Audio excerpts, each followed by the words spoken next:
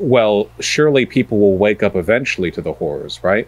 The answer is like, no, you know? If it weren't for external forces, Imperial Japan and Nazi Germany could have chugged along for a good while longer.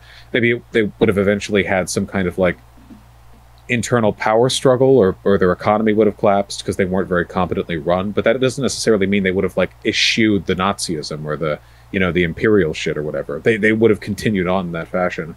So without relying on external support, it seems like there has to be some like internal mechanism for pushing through the wave of fascism, because I don't know if there's a point through that system where they would like give up or be rebuked by the citizenry.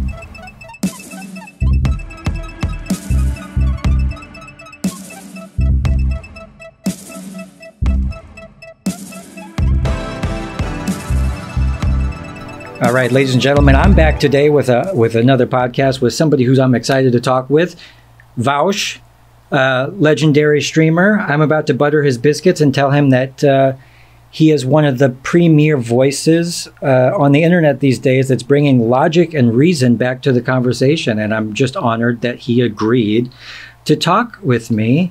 And his cats are friggin' adorable. Welcome, Vaush. And some more here, presumably. Howdy. Oh, yeah? Where are they? One of them is sleeping up in the cat tree over there, and one of them was apparently harassing my friend in the other room. Nice. Just like a cat should. Yes, as they are wont to do. Right.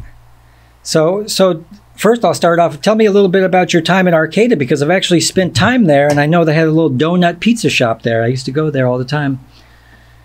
Oh, Arcata's great. As long as you don't, you know, as long as you're okay with maybe doing like 5 or 6 things. So for those who don't know, Arcata is the college town associated with what used to be called Humboldt State University, now the Humboldt Poly Cal College, or some nonsense they changed the name to. Arcata has maybe 25,000 people in it, and it's got some neat stuff to do, most of which is hiking or hiking oriented. But if you're not feeling that outdoorsy or athletic, there are probably better small towns to be in. And they have alumni such as what? Steven Hillenburg, the guy that created SpongeBob, is that right? Yeah, it's literally the only one that I know about. You're listed actually under there too. You're like now a notable alumni. Wait, what? Yeah, that's I on want there. to be notable? If they don't tell you? Yeah. They just do that? Okay, sure. Sue them. All right. Yeah, I guess so. Jesus, I didn't know that. Wait. Cal Poly Humboldt. Swear to God. Notable. I did a bit of research before I came and talked to you. Damn, they're doxing me. Son of a bitch. Yeah, right up there. I'm right next to the guy who made SpongeBob. That's insane. All right, well, I'll take it. Yeah, I would.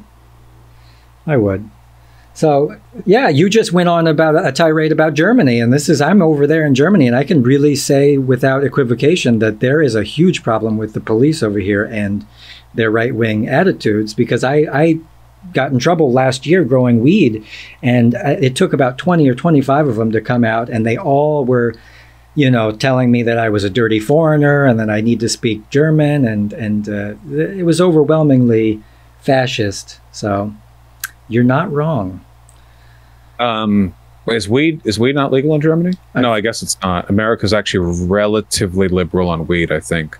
At least in some of the states. Absolutely. It's getting to be, but here the talk is by 2024 that it will be, but there's all this pushback. We have what's called a health minister here, and he's like a freaking doctor, scientist, psychologist, something like this, somebody who's qualified to say that it's fine.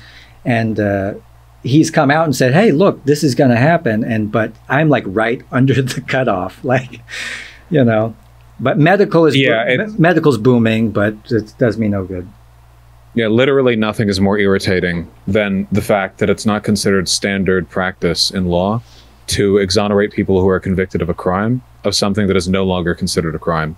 It's very strange, you know? The idea, if crime is, if it's meant to be about rehabilitation, then you've acknowledged that the thing that they got arrested for doesn't even need rehabilitation. I have no idea why that's just not automatic, you know? Yeah. Well, and this is the hypocrisy of the law system, and in America especially, people should be exonerated right now. There's still people probably doing life in prison for the joints that they smoked in the 60s, back when they made it highly illegal.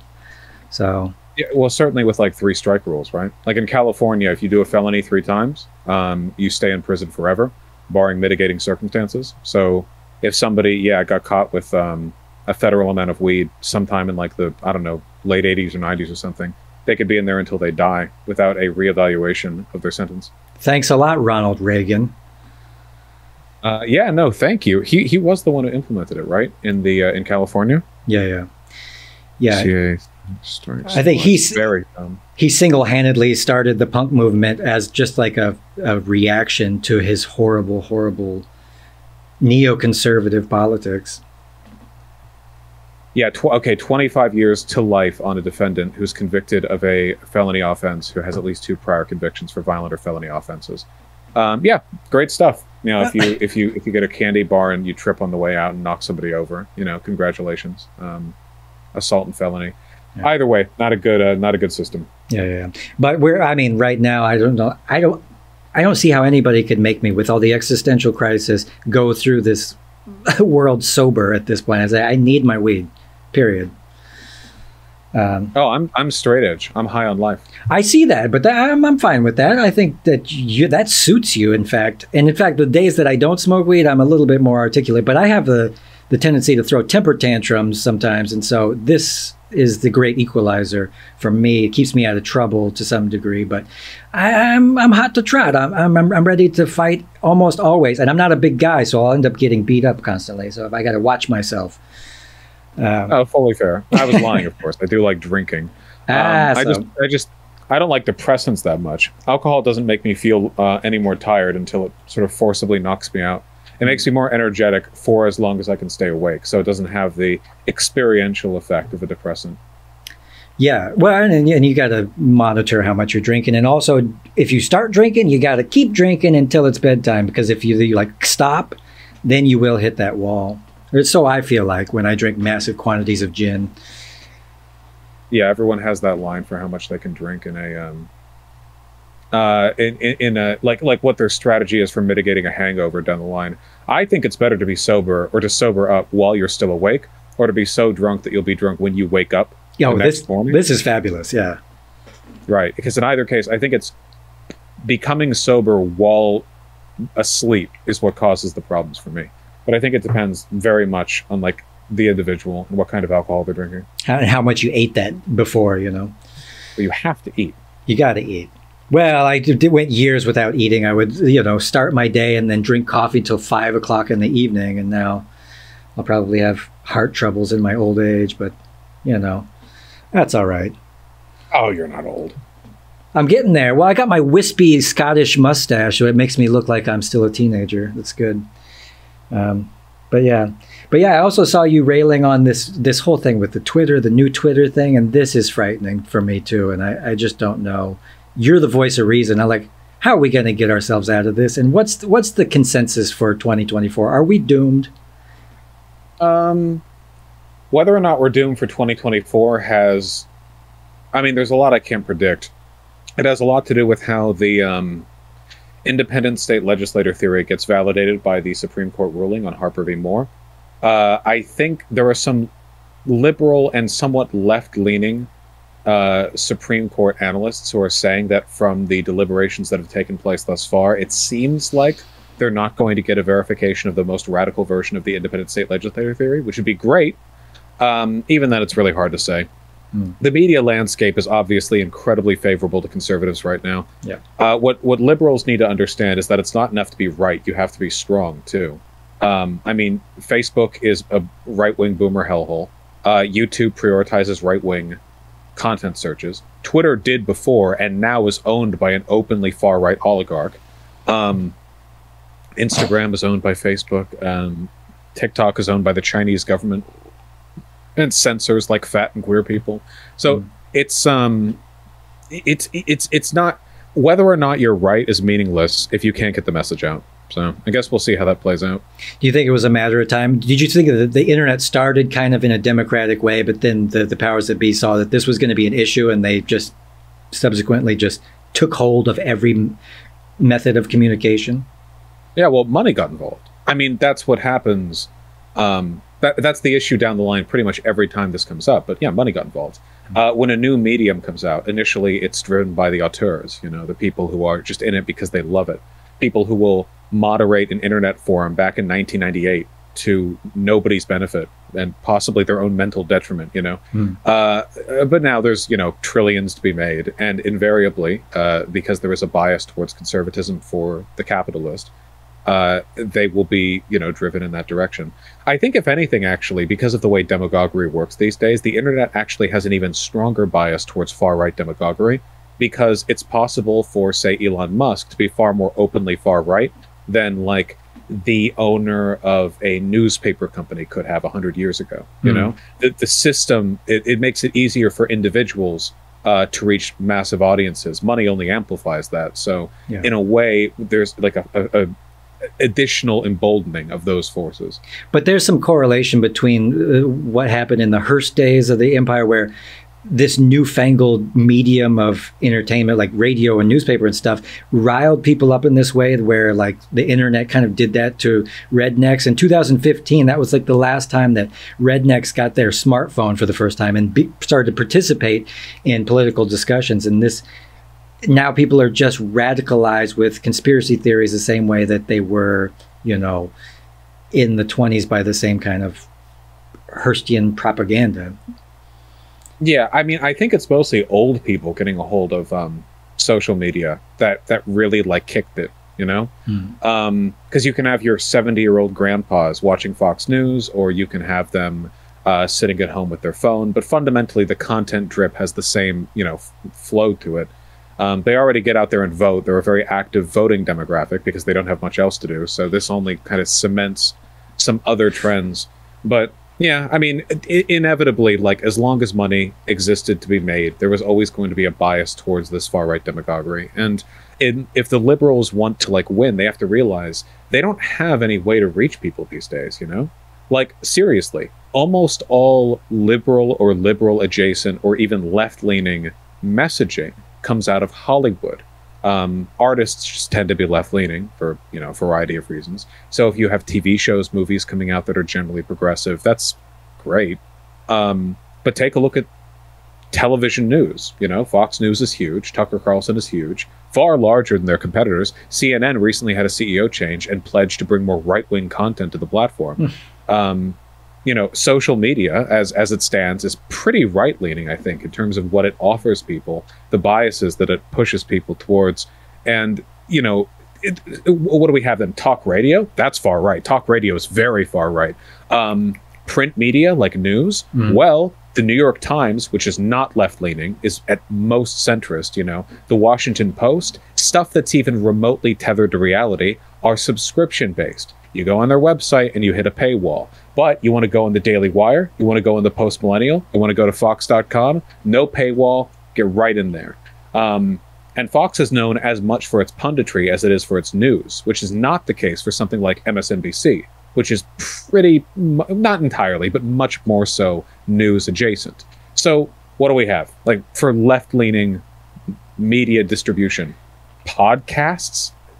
Everything is skewed in their favor, and that's because of money, and that's you know, just a fundamental limitation of the system. I will give a shout out to the people at Democracy Now! For leaning as far left as you can be in this day and age.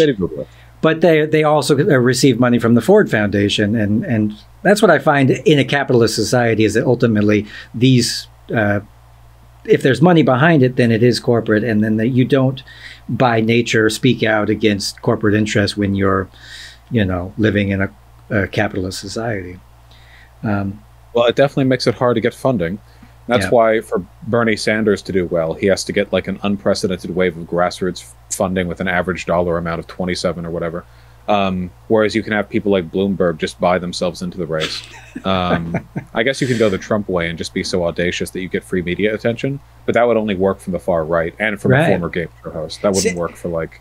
You've iterated this a lot about the splintering off of the left. The left splinters very easily, while right, the demagoguery, like you say, on the right, and the groupthink is just unmatched.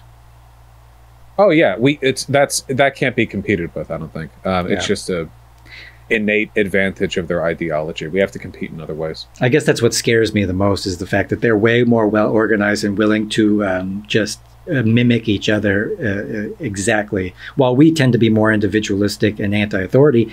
And then that hurts us in the end, where I'm arguing with like my fellow vegans over how vegan I really am. It's like, come on, dude, give me a fucking break here. Yeah. I mean, some people see it as a sign of like authenticity within the left, but it's always been a huge detriment. Like historically, as far back as the left goes, even like politically. Yeah. Our main hope right now is just some kind of like liberal hegemony, because the leftism in this country isn't strong enough to meaningfully resist the far right. You know, the most they can do is kind of inform liberals in doing so. You know, prop them up, make their job a bit easier, or aid them in some fashion. But outside of that, I don't really know what can be done, especially since the liberals are not doing a great job on their own right now. No, and what they're representing doesn't really represent the left people, the people really want a socialist revolution. They want work reform and land reform and all these kind of reforms, but the status quo liberals and the liberals in power can't really provide that in any meaningful way. So the apathetic side of me says, hey, let's just let the fascists just have their turn and find out that it doesn't work and just fucking kill like millions of people with their and then that's like the only way we're going to get over this. This is like totally apathetic and not a nice thing, but I'm hopeless in the sense that I'm like scared that the world has gone crazy and that there's a mass psychosis that we can't cure with logic.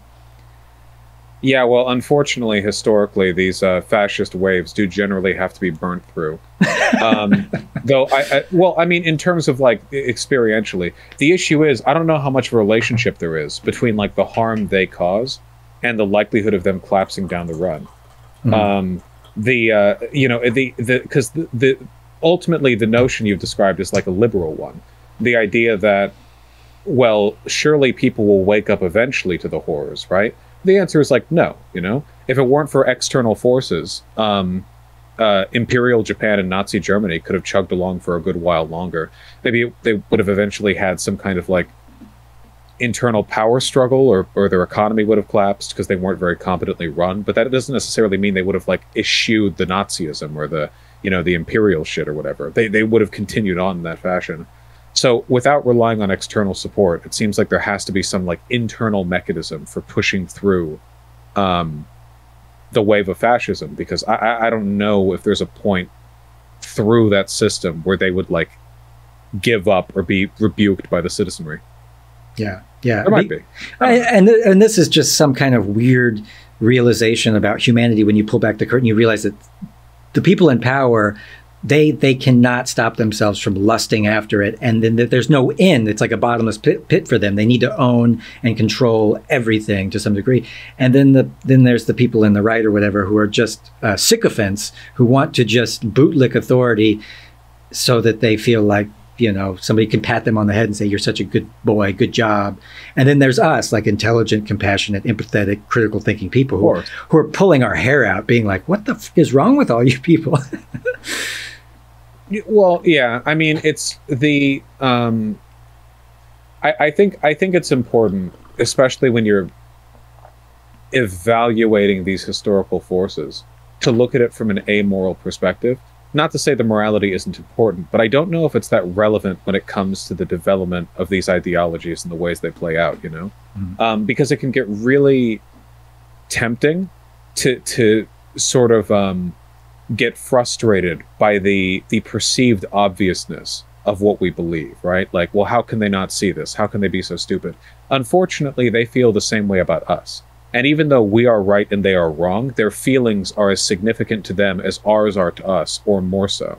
So while we may be right and they may be wrong, our perception of being right is identical to theirs. Right. And if you get lost in that feeling, you know, they don't just get lost in that feeling, right? Conservatives don't just sit there thinking like, I can't believe how far things have gone. They go out there and they, I don't know, do a Holocaust or something. They do something that they consider productive. Right. Like, so Dingleberry McGee, he says, effects don't care about your feelings. Yeah. Yeah. So they go out, they, you know, act on building power, which is what we have to do. You can't, because otherwise it's very myopic, right? Like, well, no matter how things turn out, at least I'm right. Well, that's how they feel, Do you remember the Colbert Report, the show?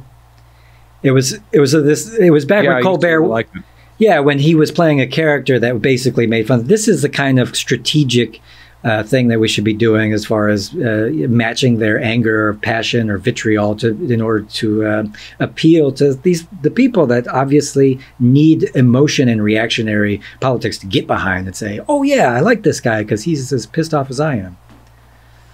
Yeah, well, unfortunately, I don't know if the Colbert Report worked with conservatives, right? Because a lot of them genuinely thought that he was on their side. I mean, he even got invited to a lot of liberals didn't get this, I don't think. I didn't get this. I still don't fully get it, because he was such an obvious parody of conservatives. But I think, again, this is like our arrogance. I don't think, like, the conservative mind might legitimately not understand satire. Like, it might actually be something they're politically inured to, right? The way that like a religious fundamentalist or a doomsday cultist might, like, just not be able to understand some lines of thought. Yeah. I don't know. Cognitive dissonance. Yeah, but like to beyond cognitive dissonance, right? It's like an actual disability at that point, and I say that unironically. It's like an actual like a cognitive failing. A lot of them seem to believe that Stephen Colbert was like doing a bit, in the sense that he was going over the top, but he was still their guy. Like, he was still on their side. He was playing it up the same way that, like, like a hyperbolic parody of a left-leaning character in a YouTube video essay might be sympathetic, but still kind of like a bit of well-intentioned self-mockery. I think that's what they thought of him. And they come around and say, I really like this guy. Yes. He says everything I'm thinking. Yeah. God almighty. Yeah. Researchers at The Ohio State University examined the reactions of people of differing political persuasions to the Colbert Report. They discover many conservatives don't think he's actually joking. This is why I talk about like actual mental illness, because I genuinely believe you have to have some kind of cognitive deficiency to not recognize the Colbert Report is making fun of conservatives, but they have that deficiency. So, well, and this is why I think the people in charge know what they're doing, and for them, I hate them. But for the people like our redneck, uncles and stuff, they are more like victims, and I feel bad for them sometimes. Yeah, they're kind of groomed into being what they are, right? It's not like conservatives are innately bad, right? They're born into systems and exposed to information that make them baby-brained. And they get fucked over too. It's not like fascism is good for like straight white people or whatever. It sucks for literally everyone, just more so for some people than others. Yeah. They somehow think that fascism is going to bring them more freedom. That's so interesting to me. And I want to ask you straight up about libertarianism, because you say, hey, I'm a libertarian socialist. And this is a real thing. And it's a kind of a misnomer, because what they have co-opted libertarianism to mean this thing where they want to get rid of the government but keep corporations and not have like a regulatory. And also they want to wouldn't you want to get rid of the police if you're a truly libertarian? Well, I don't think right libertarianism doesn't really exist outside of like an edge case, like a side pathway to fascism, I think. Because the real like right libertarians, people like, I don't know, Mises or Rothbard or whatever, the ones who talked about like selling your children on the open market in accordance with the invisible hand, that might be pure libertarianism in the extent that it is a pure representation of their idiotic ideology. But the way right libertarians manifest these days are basically just fascists. The only libertarianism they express is a distrust of they don't like taxes, government regulation, and they tend to be isolationist. Apart from that, though, in almost every other fashion, they're fully in line with fascists. And you can see that from like the national and state libertarian parties all around the countries. They tend to be basically far right or neo-Nazis. Is fascism always inherently intertwined with industrialists?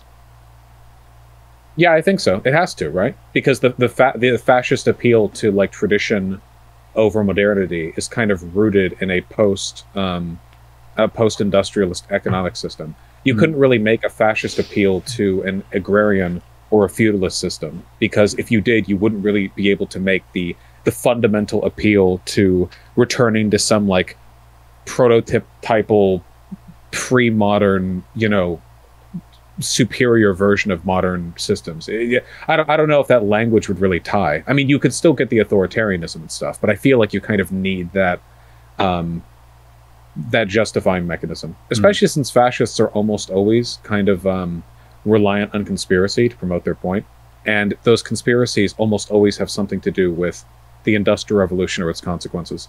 Well, there's something about the modern age, and this will push me right into my opinion. Have you ever checked out, and I'm not, you know, people out there, I'm not condoning this man's actions, but the Ted Kaczynski and the Unabomber Manifesto, did you ever read that objectively? Or yeah, I read it a while ago. I mean, it's pretty rambling, you know. Of course. I remember some snippets better than others. I mean, he was clinically insane, but the point about technology and everything, unfortunately, hit home with me, and I thought, yeah, there is some stark truth in the idea that we have used technology to solve the problem that technology has caused, and we find ourselves in this never-ending cycle of creating more things to have to regulate and mitigate. Yeah, I mean, I guess the issue is that it's kind of naive ideologically, because there is no putting the lid on progress. It's not possible. This is like from a materialist perspective, to look at this as like a Marxist, you know, the material forces that drive technological and social innovation aren't just like things you can turn on and off. You can't choose not to do them. There's not a society on Earth right now that is not currently like paying for scientists to figure out better ways of constructing weapons, or better ways of organizing its sewage distribution, or better ways of powering its infrastructure. Every society does this and will continue to do this, because these are the systems that we improve our surroundings. You know, Marx would call that our species being, right? The constructive energy, the desire to build our own environment, which differentiates us from all other animals. I don't think you can ever turn that process off. The best thing you can do is create economic and social systems that incentivize a good use of that developmental instinct. And that's what our work should be put towards. You know, it's kind of like the level of technological development we're on and the extent to which technology rules our lives are two separate questions. You could have some kind of idyllic solar punk future where you have, you know, unimaginably advanced machines, but humans grow up in vast, lush fields with forests untempered all around them. So that's what we should strive towards. Like a fundamental rejection of modernity and of technology are reactionary forces, I think. They tend to drive people towards, well, I'll say this much. I don't think it's a coincidence that people who reject modernity and people who dislike trans people tend to be part of the same camp. Not always, but I do think there's an association there. Sure. It's an emotional rejection of the things they associate with modern life, more so than like a deep critique of those interior forces. And I'm guilty of being reactionary in the sense that I do come up with these sweeping like ideas when I hear about extreme people that are fighting for whatever cause that I think might be good, even though that they're doing it in the extreme way. I think good for them or whatever, but it really just, it frightens me the fact that we can't seem to, like, this study came out where they said that people can't detract things from a situation. And this is like kind of the things that I strive to do, is say, let's talk about reducing consumption of just like everything. And this doesn't ever seem to enter our lexicon. We always want to add more. And I came up with this analogy for what technologists and kind of engineers do, which society for me has become like this stew that's on the stove that's rancid and full of too many spices, and it's inedible, and we've created kind of a mess out of it. And technologists kind of come in from the outside to this room and say, what can I add to this stew to make it better, when we actually need to kind of take some stuff out of it. And this, I heard a podcast where they said we are, as humans, normally just unable to look at a problem and say, okay, let's take this out. We always want to add something to it. And I'm a tree hugger in the sense where I think being weary of technology is something that we should examine more. And I've also talked to people that are studying the current state of soil health and how we've been just denigrating and ruining our soil through chemical fertilizers and driving tractors over it, kills all the microbiology and disrupts like the moles that live underground that are very useful and stuff. So again, the industrial revolution, like ruining everything. Yeah, well, it's how these forces are applied, I guess. It's just not very politically feasible to encourage people to use less of something. I don't think it ever really has been. Austerity is just not in our nature. Humans are naturally productive and naturally consumptive. That goes all the way back. I think fundamentally it's like biological impulses. It's just in the same way that, like, even if a pet animal has had enough to eat, they'll still be upset if you take away the remaining food. I think it goes back to like a root part of our personality. I mean, maybe something could be done about that. I think maybe like the promotion of better alternatives. Usually austerity has to be enforced by the government or by, like economic limitations like poverty or the expense of goods or inflation, because people won't do it on their own. But there's probably a way to get people to act like that of their own volition anyway, right? There's also ways to address this in a technological fashion, right? If you have highly renewable materials or more modular equipment or tools, you could probably promote less consumption. Right now we have like a disposable model of consumption. Yeah. So we're kind of going the opposite of that direction, but hopefully. What's your thoughts on planned obsolescence? I hear people on the internet say it doesn't exist. Oh, well, they're stupid. Of course it does, obviously. It's monstrous, like ethically. Thank you, Vaush. Yeah, well, obviously it does. We know that it does. It has to. Literally, Apple's been like sued for like the product slowing down after updates. We know there's a kind of an adjacent issue, which is the right to repair. Most famously, John Deere tractors and other farming equipment. Right. They've made the argument you're not legally allowed to repair their equipment, because if you could do that, you wouldn't need to buy a new item. And the idea that they're trying to promote essentially is that there's no such thing as owning anything that you've bought. You can only ever rent it from a company, which is insane. It's completely psychotic. Yeah, it's probably one of the only reasons that they have agreed to jump on the electric car bandwagon is they saw that, BMW just came out with this thing where they said, if you want heated seats, you're going to have to buy it on a subscription basis. Literally, yeah. The BMW heated seat subscription. I mean, we're moving more towards like a subscription model in a lot of ways, because it's an easier way to suck money out of people without them realizing how much they've actually lost. Yeah, look at this. Unlimited access for $415 or $18 a month to activate a system that's already in the vehicle that you have purchased that requires no outside maintenance to upkeep. There you go. Microtransactions for buying cars. Jesus Christ. Games really were the medium of the future because they preempted this. Welcome to the future. I was showing chat. Yeah, no, it's pretty insane. There will be a pushback against this. We're going to get more Kaczynski shit in the future. I think humans are like innately repulsed by this. People already hate microtransactions in gaming. They get like massive negative responses. There was a time when technological innovations were pushed confidently and inspired hope. We used to do the World's Fair, right?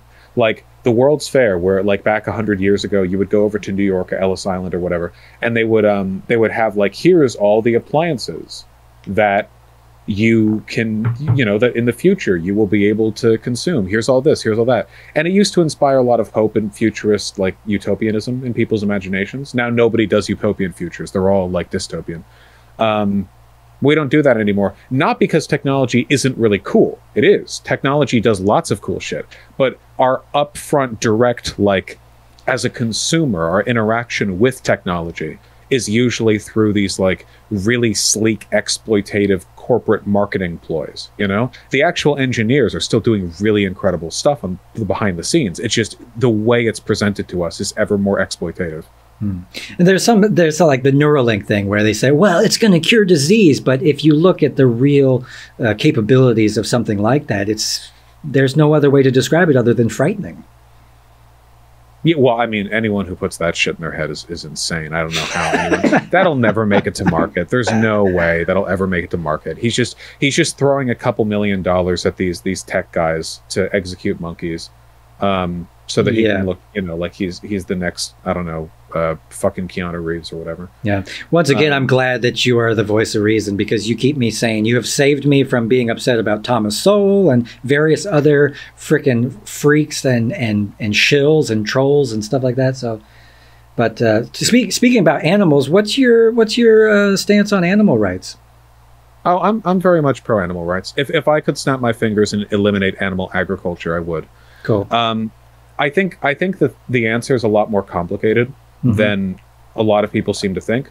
For example, I'm pretty sure that leather is more animal friendly than faux leather, because faux leather is constructed with plastic derivatives, which are, a product of oil, the petroleum byproducts. So I think people have the faux leather thing is cheaper, and it's been presented as the eco-friendly option. I don't think it is. And then you leave in the fact that real leather lasts way longer than faux leather. There are real leather jackets that have been around for 80 years that are just totally fine, because leather, if well kept, is practically indestructible. It's very, very strong. Fast fashion is really destructive as well, even though that uses just more sustainable materials like cotton, because it gets thrown into a giant landfill somewhere in Bangladesh for local poor people to pick through, which is probably not good. But no, I'm pro animal rights. I think the main issue is that a lot of this stuff is so big that it feels like it needs top-down change. I'm not a vegan, right? But on an ethical level, right? There are lots of systems that I definitely don't like, and this is one. I would argue it's morally imperative that we take steps towards just ending it. Flat out. Yeah, know? And I for everybody out there, I'm not a dogmatic vegan. I'm not judging people. Vaush here he's awesome, and if he's got to eat his chicken or fish, that's fine. We're moving slowly in that direction, but we also need to. Every vegan who starts to be vegan, you have to take supplements. You have to take a little bit of B12 every once in a while to supplement some of the things that we do get from meat. But in the interim, you are helping the environment, helping your health, which they say, it's good for your arteries, et cetera, et cetera. Just to get away from the American diet is going to do you a lot of good. And then at the animal suffering, if you got a cat, dog, everything, animals are wonderful, and they have a wisdom, I think, that goes unnoticed because of the modern world we live in. We get so caught up in who we are that we can look at animals and say they have everything they need. They experience happiness, joy, pain, pleasure, life and death, in a way that's, I don't know, it's commendable. I like it. I'm a fan. No, yeah. It's just I don't think you can make a strong ethical argument for disregarding animal rights. Yeah. Things get really complicated when you talk about the state of nature, because obviously animals still suffer tremendously just in their natural environment. Sure. Zipping around out there. Yeah. But if we consider ourselves an advanced and intelligent modern creature, then we can extend that help to them, like the same way we shelter ourselves from pain and the weather and stuff, that we can do the same and again, it just starts with empathy, and you have to just be able to empathize. When did you first realize that you liked cats or whatever? Oh, well, I mean, it's hard not to like cats, but up until I didn't live with them up until I got Artemy. And that's when I decided that I like cats more than dogs. But, outside of that, it's pretty difficult not to. They're pretty cute just from afar. By growing up, did you have a family pet or anything like that? Just 2 guinea pigs. Oh, yeah. Those are like little tiny cute toupees that run around the ground. Yeah. I mean, they're not like house pets, so it's not really the same experience as having something that zips around like a cat or a dog or whatever. But they are cute and they are fluffy, so that tracks. Yeah. And I've eaten my share of meat in my life and stuff, and I do understand the appeal. But I, recently moved away from it, and I got to say it was easier than I thought. And so everybody that's considering it, give it a whirl. I don't know. Anyway, I also wanted to ask you about the Dark Enlightenment. Are you aware of this? Yeah, I'm familiar. Okay, because I haven't heard you talk about it, but it's something when I heard about it, I got quite frightened. Well, the Dark Enlightenment, I think, is just a way of intellectualizing some of the social and cultural tendencies of fascism, right? Like the dark enlightenment is just if I remember, this is like we're talking about like the IDW stuff, right? Like the dark enlightenment posed by this like auteur group of elite intellectuals who the media doesn't want you to know about, and they're all either like Joe Rogan types, which he's literally called part of the IDW, which is hilarious, or they're like people like Jordan Peterson, fascists with suits. It's the dark enlightenment is basically just like, I mean, what is it? Reject modernity. Men don't get married. I don't know. It's pretty contradictory. Anti-democratic and bringing back like a tech monarchy. And somebody who's a big fan of it, of course, is Peter Thiel. Peter Thiel, yeah. They're huge fans of this shit. It's basically like dorky fascism. It's from people who aren't, in my opinion, too like egocentric and not even smart enough to realize they're just pushing bog standard fascism. So a lot of them seem to think like, no, I'm not a fascist, okay? I just think democracy has failed the people, and the only way to move forward is to have a single, highly intelligent, technocratic leader. Me. And then like, then I will be able to lead the world to the promised land. It's basically, it's like the megalomaniac's brand of fascism, which is why it'll never take off, because most people aren't megalomaniacal. I legitimately think the only people who that like messaging resonates with are Silicon Valley tech bros and like would-be cultists. The vast majority of people who are sympathetic to fascism are going to go down the traditional route, reject modernity, moral panic, degeneracy, blah, blah, blah, blah, blah. Only the most freakishly self-obsessed people like Peter Thiel are fit for that particular like avenue. That's why I actually don't talk about it that much. It's because, and this sounds like really condescending, but I do fully believe this, the kind of people who are susceptible to like dark enlightenment messaging, I think are basically cognitively fucked to begin with. Like their personality matrices might just incline them towards being bad people.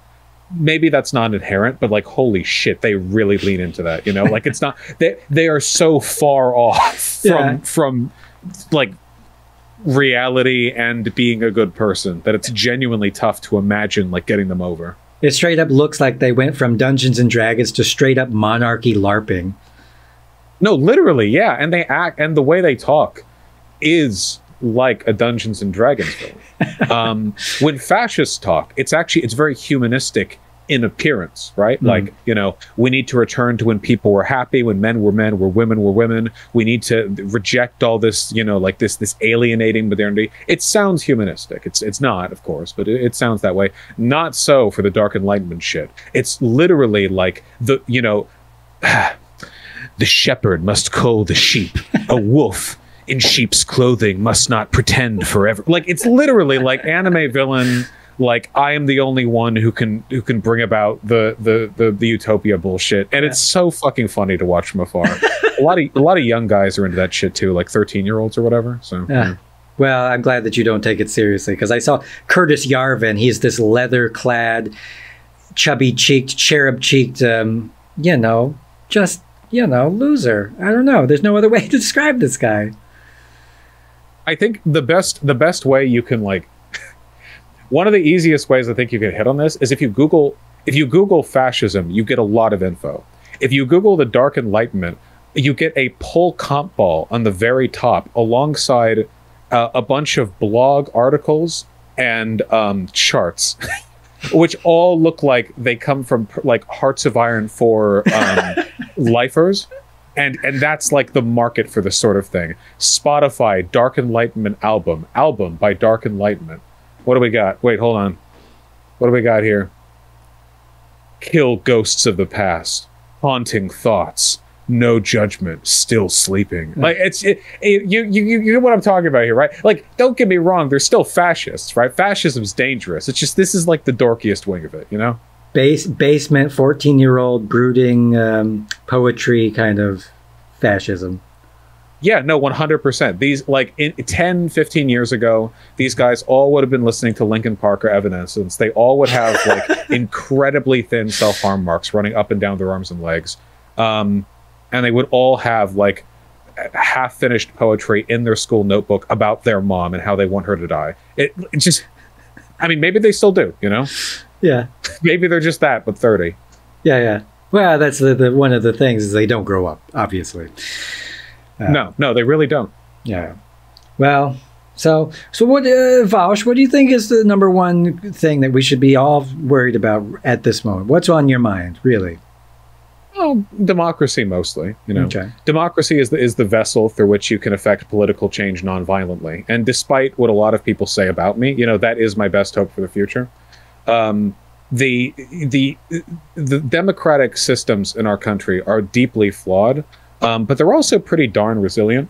And there are a lot of good people in this country who, if given the opportunity, I think will make the right choice. I think the majority of people in this country, if given the chance, will make the right choice. The problem is that there are like innumerable systemic failures that prevent them from realizing what the right choice is or from actually being able to do it. We're talking like voter disenfranchisement on one hand, and on the other hand, you have people who are just being fed like bad info. A lot of people don't understand how big a threat fascism poses. But if you laid this out on the table, if you gave everybody like the basic run of things, I think the majority of people, even a lot of Republican voters, would set on the right side of things. That's why fascists have to lie constantly, right? Like they're on the back foot in an empiricist sense, because they need to lie in order to even, grasp a portion. Like they need to lie, to cheat, to steal, to grab power, to use authoritarianism, to censor, to cut into the schools, to silence their opposition, in order to get a minority of the population to believe in them. The fact that we don't have to do that and still maintain a majority in a lot of critical cultural ways, that's not bad. I think that's nice. I think that's an avenue for positive change, potentially. So I'm hoping we're able to hold on to that. Do you see that there's a push to privatize schools just with the rhetoric that's being pushed around now about whatever, grooming? I don't see why people are so anti-hygiene. I groom every day. No, but people, but seriously, like... this is what we get for making fun of metrosexuals. Right. But I heard you tearing apart Dingleberry McGee. I'm not even going to say his name, Shapingo. It sounds like with what he's saying, he's also passing this transphobic, homophobic stuff, but he's also pushing for the privatization of schools. How do we quell the radicalization of all these fanatics on the right with this Q bullshit? Well, they're terrified of young people because Gen Z came out in 2022 and came out there with like a massive point advantage for Democrats. There were Republicans saying we need to raise the voting age. There were Republicans saying like Gen Z people aren't actually Americans. The thing is, like, at the end of the day, proximity is the greatest weapon against reactionary thought. If you grow up around Black people, Hispanics, Asians, gays, trans people, Jews, whatever, you're far more likely to be tolerant of them, because when you live next to a person, you realize they're just regular people, and you're less susceptible to propaganda which describes them as some kind of like existential threat. This is the case everywhere all the time. It's why cities are less racist than rural areas. Diversity, people in immigrant communities tend to be less racist. It's a common racist message. You would hate Black people too if you had to live around them. The data says otherwise. The more you live around literally any group of people, the more likely you are to love them. And with that in mind, I think what they're afraid of is the fact that the modern Gen Z, the modern young people, are the only generation in American history to have ever grown up next to out gay and trans people. And that really threatens the panic they're trying to sow right now.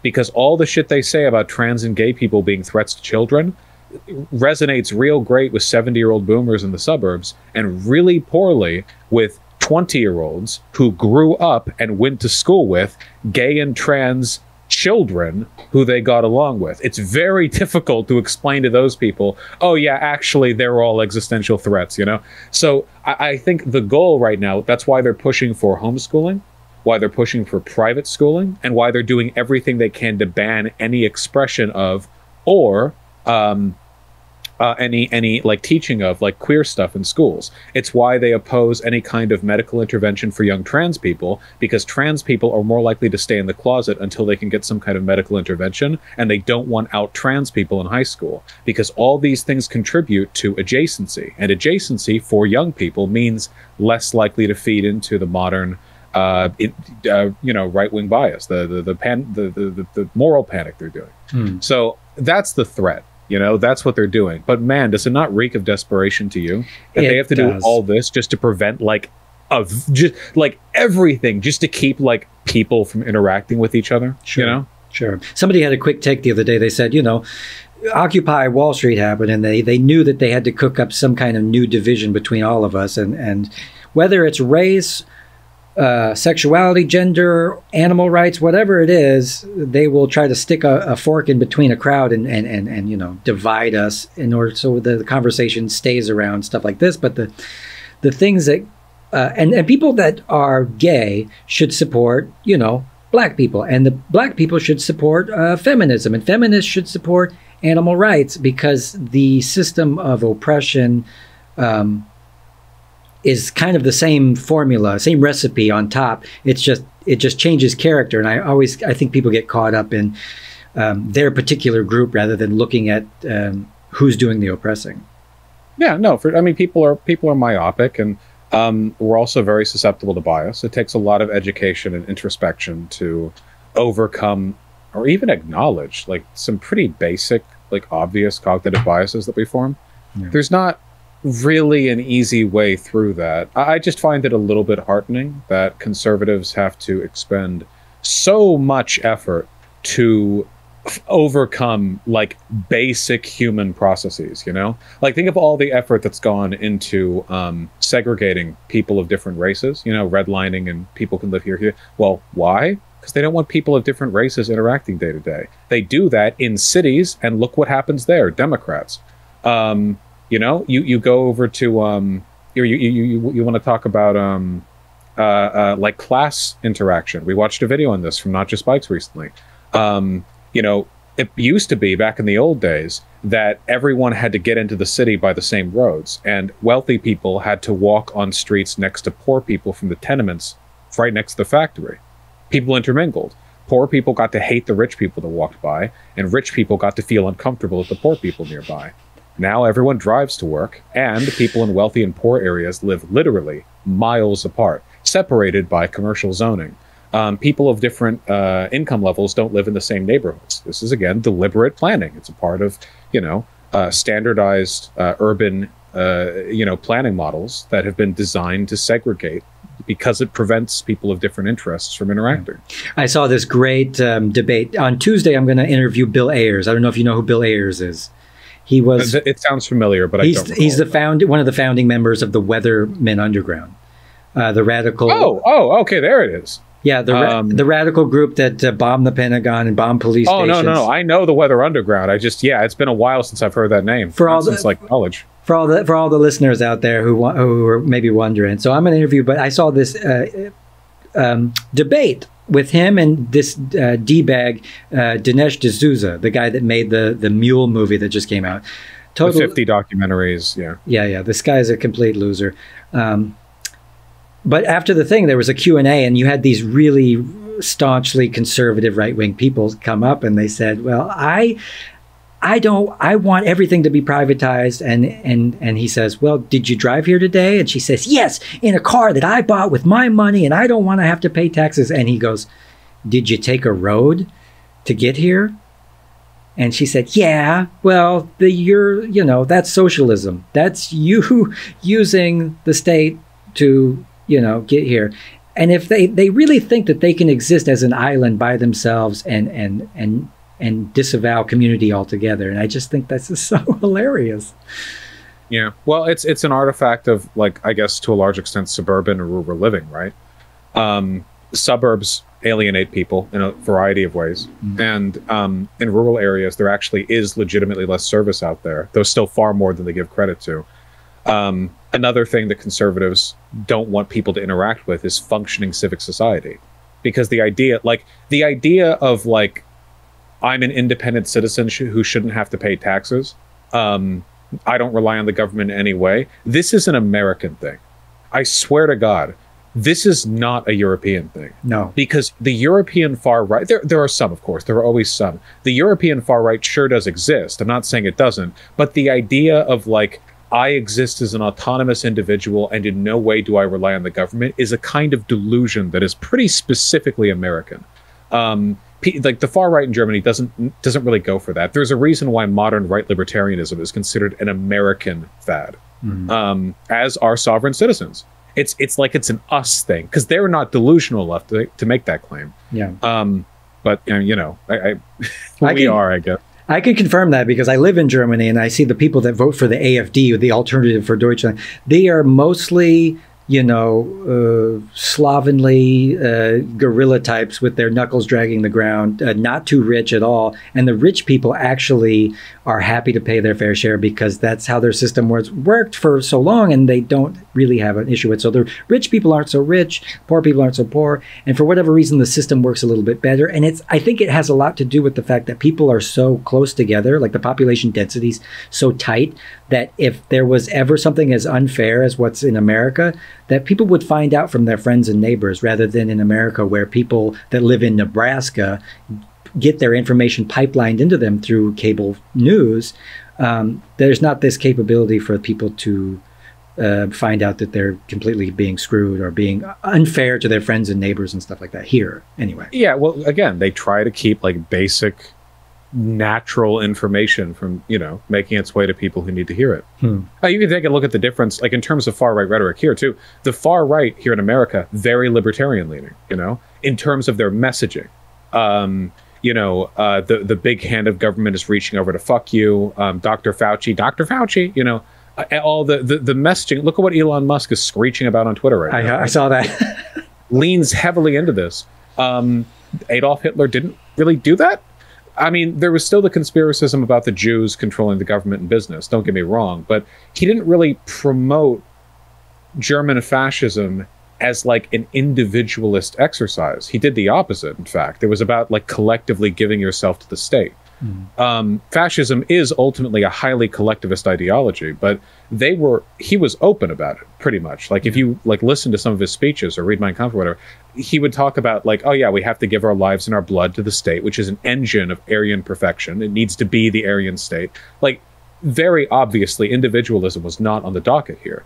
But if you take a look at far right rhetoric here in America, it's like, we need to all be free from government intervention so that as individuals, we can come together and be the perfect Americans, which means the excision of degeneracy from our society. There's this weird, like, rhetorical.